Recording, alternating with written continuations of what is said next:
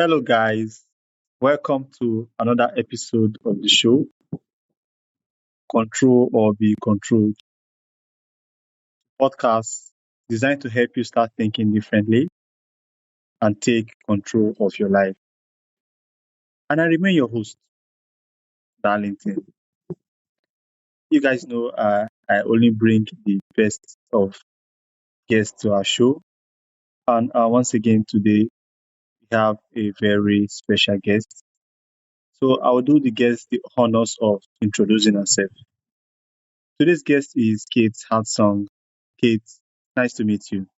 Thank you so much for having me, Darlington. It's a joy to be here. My passion is to support people in recognizing their greatness and to live in a place of empowerment. And I've been doing this for about 15 years. I am a Reiki Master and teacher. I am a motivation speaker, an intuitive coach. I'm also an author of a best-selling book that I'm honored to share called Humanity's Cry for Change.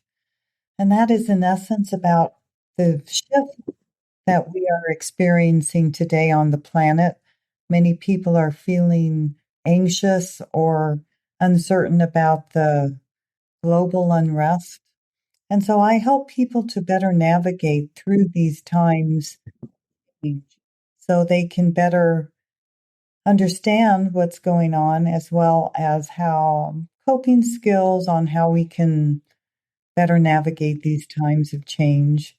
I'm very passionate, and my clients and audiences benefit from the service I offer, the gifts, the skills, tools on how we can better navigate these challenging times. Okay, thank you so much. So, moving on, I have some questions here for you, and I would like us to get into them. Yes. Okay, so your work focuses heavily on consciousness and personal transformation. What does it mean to raise our consciousness, and why is it important for creating a happier life? Excellent question. It is essential to raise our vibration into higher emotions such as love and respect, kindness, collaboration, peace, harmony. Sometimes it's easier said than done. Many of us are going through difficulties, but it is important that each one of us individually, when we're ready, to make a positive change in our life, a personal transformation. And this requires to be aware of challenges in our life and use those as opportunities to allow ourselves to work through those challenges and to, if we can, recognize there is a gift, a lesson in each experience that we have. So personal transformation can allow us to move into a place of more self-responsibility, into more joy and peace as we heal and process challenges or child trauma or difficulties. I know it's easier said than done because I myself went through, as a child, I fell out of a window 2 stories high, and I ended up falling on a patch of grass. And as a result, I lost most of my hearing. And way back then, they didn't have the type of hearing aid technology that they do today. But today I have the blessing of hearing aids that aid me in hearing. But because of my childhood trauma of falling out the window, plus dysfunctional family dynamics, I had no self-esteem and I had so much shame. I thought I was a mistake. So I was able to transform myself into feeling better about myself and raising my consciousness into recognizing that just like everyone else, I also have gifts and skills that I can offer and have a better life. And so that's why I'm so passionate about to help people recognize, yes, it is possible to make change. And having our own personal transformation is essential if we want to have more joy and love and harmony in our life. And the more we can take care of ourselves, then the better we can give to other people. So we can actually give our gifts to others and serve others more as we are taking care of ourselves. And in that, it helps to raise our consciousness. And so I ask if you would consider one person doing this work times, oh gosh, let's say 500 million people. If so many people are doing this, raising their consciousness, we can then add positive to all of humanity through our collective consciousness. So I hope that helps to understand a little bit about consciousness and personal transformation. All right. Thank you so much. Uh, so, moving on, my next question for you is: you often talk about the importance of understanding our own energy and emotional vibrations. How does becoming aware of our inner state change the way we experience life and interact with others? Oh, deep, wonderful questions. Yes, it is so essential that we start within ourselves. Everything actually starts within us. When we can live in a place of more mindfulness and consciousness and awareness of how we feel, like our emotions, and also awareness of our physical body. And also, for example, let's say you walk into a room, to be aware of how are you responding to that room. Maybe it's full of new people that you're meeting. How do you feel? When we're in a place where we can have mindfulness of where we are at, we are so much better able to make a shift if needed. So, for example, let's say a person walks into a room, they're nervous, they're at a networking event, and they recognize they're nervous. So, if they're aware of themselves, what they could do is step aside or perhaps go out into the hallway and just do some brief breathing exercise that will calm their nervous system. This is a great way to regulate the nervous system is by the breath. So this can happen when we are in a place of awareness of how are we showing up. And the more we can do this, the more we can make a shift. And then as time goes on, over time, our consciousness, our vibration shifts. So I'll go back up the moment, Darlington, and share with the audience here, recognizing that on the most basic elemental level of all life, there is actually only energy. And energy is what makes us all interconnected with each other. When energy moves, it vibrates. And when energy vibrates very fast, it's called vibrating at a high frequency. And for example, emotions such as love and kindness, respect, reverence for life, peace, harmony, all of that are higher vibrational emotions. They just are at a higher frequency. And we feel better. We feel more expansive. I bet you can remember a time when you're feeling so happy, you feel alive and expanded. And compare that to lower emotional frequencies, such as jealousy or greed or control or anger. Those are also normal emotions, but they vibrate slower. So again, the vibration aspect is really an important thing to consider.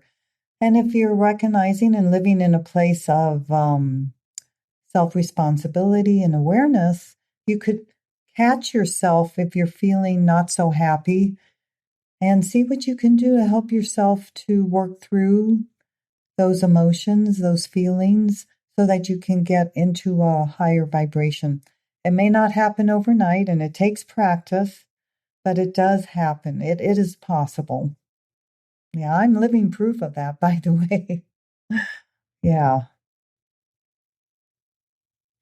All right. Thank you so much, Kathy. So, moving on, my next question for you is this. You believe we are all interconnected.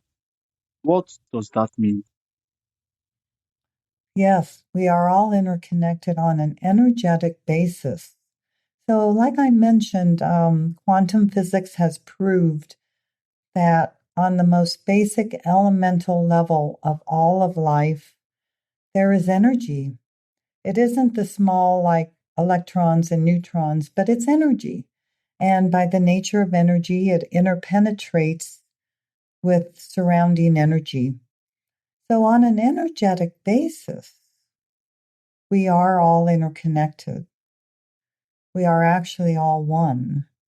And I know that with our physical eyes, we see another person and we see a separate body, but yet on an energetic basis, we are interconnected. So, for example, many people have experienced, oh, they're walking along, they're going about their day, and suddenly someone pops into their head that they haven't thought of for a long time. And sure enough, that person calls them. Or here's another phenomena that can help explain our interconnection. You know, we often hear about a mother who has her intuition. Suddenly, she just has this sense that something is wrong with her child. And sure enough, something happened, and the mother picked up on it. Or have you ever had the experience of, well, maybe going to a music concert or going to a party or maybe a sports game, and you walk in and you can feel the excitement, you can feel the energy of it.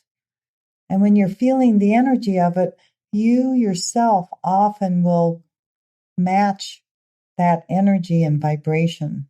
It happens naturally. It's the normal way of the universe, how the universe works. So there are many examples of demonstrating the interconnection of life. And why this is important is when we recognize that we really are on a deep level connected, we can understand that what I feel and what I do actually impacts others around me. And like I mentioned earlier, imagine one person times 500 million people who are all doing their inner work and they're feeling in a higher vibration and happier emotions. That makes an impact to the collective consciousness. So I feel, and others will agree with me, that each and every person is so important to the collective consciousness. I hope that makes sense, Darlington. Yeah, sure. That makes sense. Thank you so much, Kate. So, moving on, can you tell us why you talk about humanity going through evolutionary shift? What do you Mhm. believe is happening, and how does this relate to ideas like the age of Aquarius? Yes, the age of Aquarius, also known as the ascension process or the evolutionary shift we're going through. And some scientists and futurists call this the Great Transition. And what happens is the very nature of the universe is the universe works in cycles. And humanity is moving out of a 2,000-year-old cycle. And so, stepping back a moment, the astrological zodiac signs, there's 12 of them, and we go through about 2,000 years for every astrological sign. So humanity is moving away, actually ending a 2,000-year cycle. And that cycle has been characterized mainly by war and aggression, greed and control. It's also characterized by believing that life is separate, and a lot about male dominance, and also the belief that not all of life is equal. And it sure has not worked for us, right? All this war and aggression has not brought us peace. So thank goodness we are moving through into a new age, known as what you mentioned, the age of Aquarius, or the ascension process, into a new 2,000-year cycle. And this 2,000-year cycle brings the knowingness of unity consciousness that we are all interconnected, also kindness and respect, love, harmony, collaboration, instead of competitiveness like the old. So collaboration and love and reverence for all of life, treating Mother Earth with respect, treating each other, no matter what culture, color, no matter what gender preference, no matter what, to recognize we are all equal, we are all the same. And this is so much needed in this world, to recognize the commonality of people.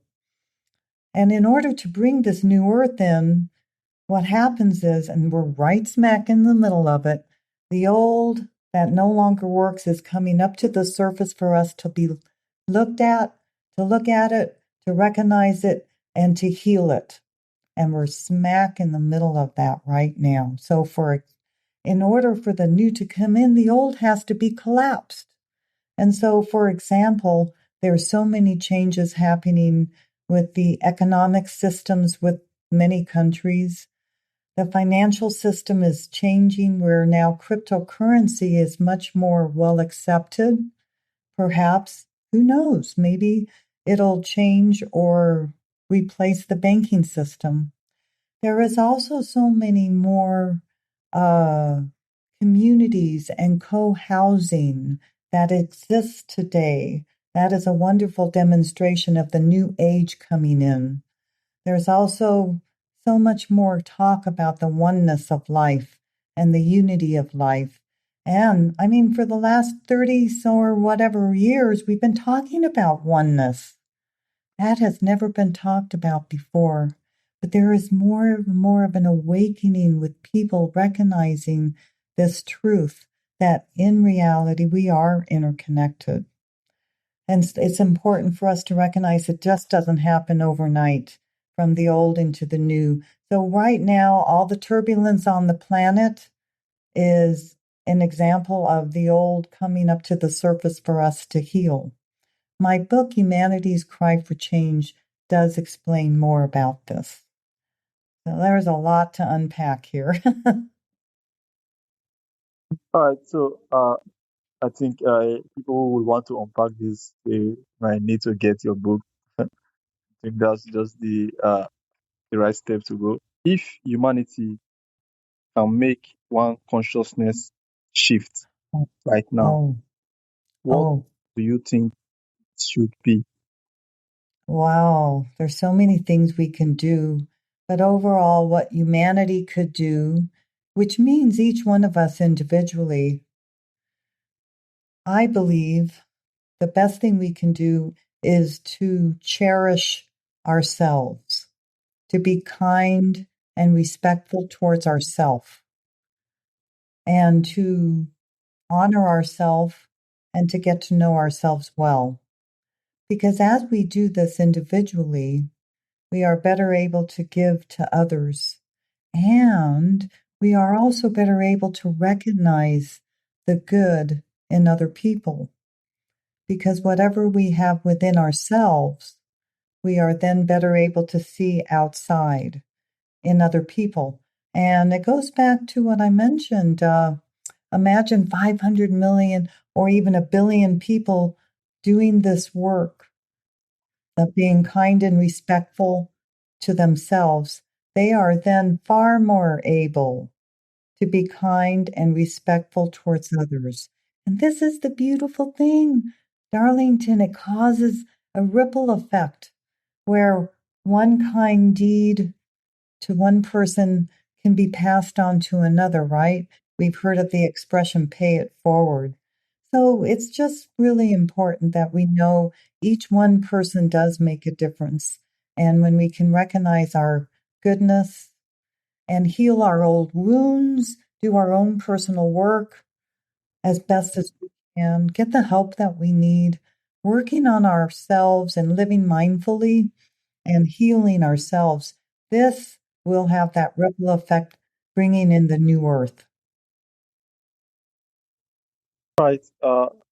So for someone listening right now who wants to begin creating more peace, joy, and purpose in their life today, what is the first step they can take? Yeah, a way that we can create more inner peace is to use certain tools that can help us.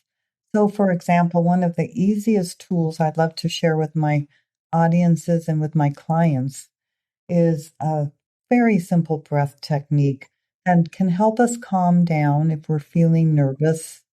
And that is taking a breath in on a count of 3 and then exhale on a count of 7. And to do this for about 2 or 3 minutes. And it actually physiologically helps a person to regulate their nervous system and become more calm. When we're more calm, we are better able to then address a particular challenge. We can think more clearly as we are more calm, and then we're better able to deal with or cope with a difficult challenge, or maybe we're very unhappy about something that's happening in the world and we have no control over it. But we do have control over our reaction. And when you know how powerful you are as a powerful creator, and you always are at choice with what you decide to do, then you can actually create more calm and inner peace. So, for example, I realize I can't do a thing about some of the leaders in the world, the politicians. They're doing what they're doing, and I am totally not in control. And yet, I can control how I react to it. And something that's so helpful for me, another tool is just to try my best to acknowledge my feelings and then let them and realize I have no control of it over it, but I can control how I feel. And so if I just go back into using a tool to help me center or do that breathing technique, that can help me calm down. And this can help bring the inner peace. I also love to tell people, remind people, it's so important to realize none of us will ever be always 100% peaceful. We're just not carved that way. However, because challenges always come in our life, these are opportunities for growth. But the key is to recognize if there's something upsetting you, acknowledge it, don't stuff your feelings, deal with it, process through, and then go back to your tools to get into a more calm inner state. And that helps a lot. Does that make sense? Yeah, sure. That makes sense. Yeah. Thank you so much, Kate. Thank you for sharing your wisdom on healing, consciousness, connection, and the role each of us plays in creating a more compassionate world. Your message reminds us that meaningful change begins with the choices we make within ourselves. So, Yeah. for listeners who would like to connect with you, how can they do that? Thank you. Yes, I have a website called Joyful Radiance. Speaking of joy, joyfulradiance.com. Would love to hear from you. Feel free to drop me a line on my website. Also, I offer very uplifting monthly articles. And for the first 3 people who contact me, I am offering an empowerment clarity coach session, complimentary. If you would like to learn how you can become more empowered and feel better, then contact me. First 3 people will have that complimentary session. So thank you. Yes, would love to hear from you.